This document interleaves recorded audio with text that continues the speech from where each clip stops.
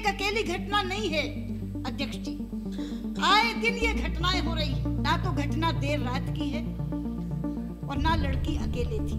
23 बरस की फिजियोथेरेपिस्ट महिला 9:30 बजे एक बस में बैठती है द्वारिका जाने के लिए, और अंदर जो बैठे हैं उनमें से कोई भी यात्री नहीं है।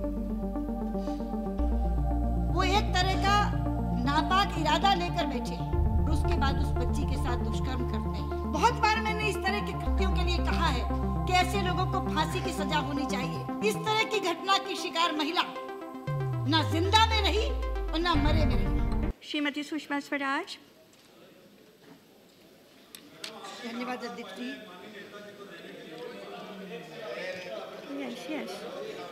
यस नहीं, ये महिलाओं का विषय था और लीडर ऑफ ऑपोजिशन का रिक्वेस्ट था, इसलिए इसके बाद आपको बुला देते। अध्यक्ष जी, दिल्ली देश की राजधानी है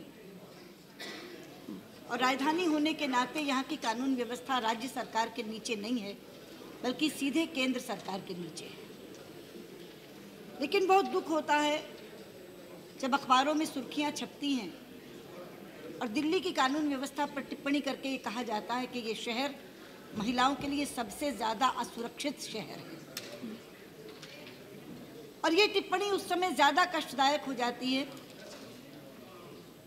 जब ये पता लगता है कि यहाँ की मुख्यमंत्री एक महिला है। आए दिन नई नई वारदातें होती हैं। बजाय कानून व्यवस्था को सुधारने के एक बयान आता है महिला मुख्यमंत्री की तरफ से कि मेरी सलाह है कि रात को लड़कियां अकेले ना निकलें। अध्यक्ष जी, कल रात जो घटना घटी वो रात्रि 9:30 बजे की है और महिला अकेली नहीं थी, उसके साथ उसका पुरुष मित्र भी था। तो ना तो घटना देर रात की है और ना लड़की अकेले थी। 23 बरस की फिजियोथेरेपिस्ट महिला 9:30 बजे एक बस में बैठती है द्वारिका जाने के लिए, और अंदर जो बैठे हैं उनमें से कोई भी यात्री नहीं है। वो एक तरह का नापाक इरादा लेकर बैठे हैं।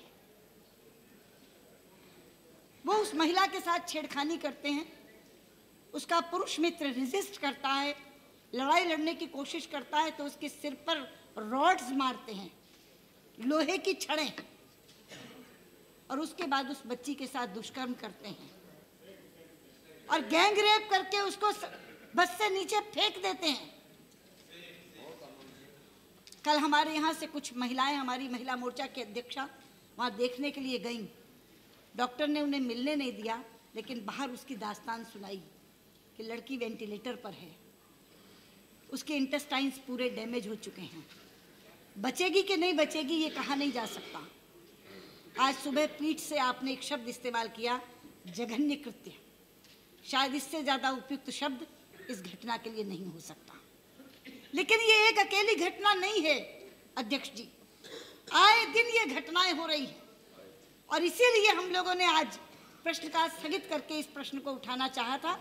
लेकिन चूंकि आपने कहा कि आप शून्य प्रहर में इसको उठाने देंगी और स्वयं जब आपने कहा कि ये जघन्य कृत्य है, तो हमको लगा कि ज़्यादा शांति से अगर इस मसले को उठाया जाए तो ज़रूरी।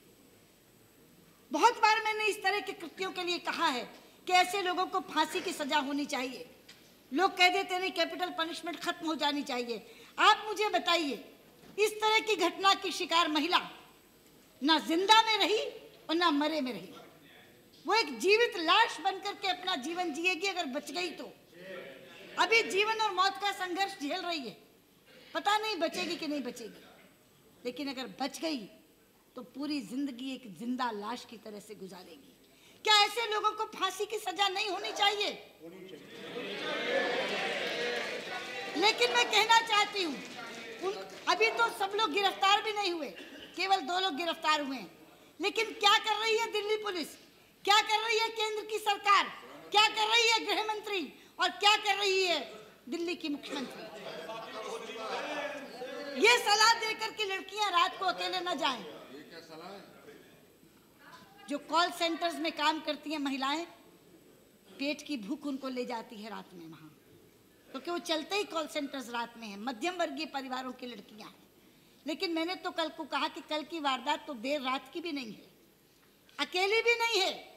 इससे ज्यादा वो क्या करे? रात के 9:30 बजे एक पुरुष मित्र के साथ चलती है, लेकिन उसके साथ इस तरह की घटना घटती है। अध्यक्ष जी, आप स्वयं बताइए किन शब्दों में इसकी निंदा की जाए? कोई शब्द बचता नहीं है इसकी निंदा करने के लिए। इसलिए आपके माध्यम से मैं कहना चाहती हूँ, गृह मंत्री सदन में आए, इस पर वक्तव्य दें, क्या कार्यवाही केंद्र की सरकार इस पर कर रही है इसके बारे में बताएं, और ये पूरा सदन पुरजोर भर्त्सना करे इसकी, और ऐसी घटनाओं की पुनरावृत्ति ना हो, इसके बारे में क्या कर रही है गृह मंत्री, इसके बारे में हमें आश्वासन दे। यही मुझे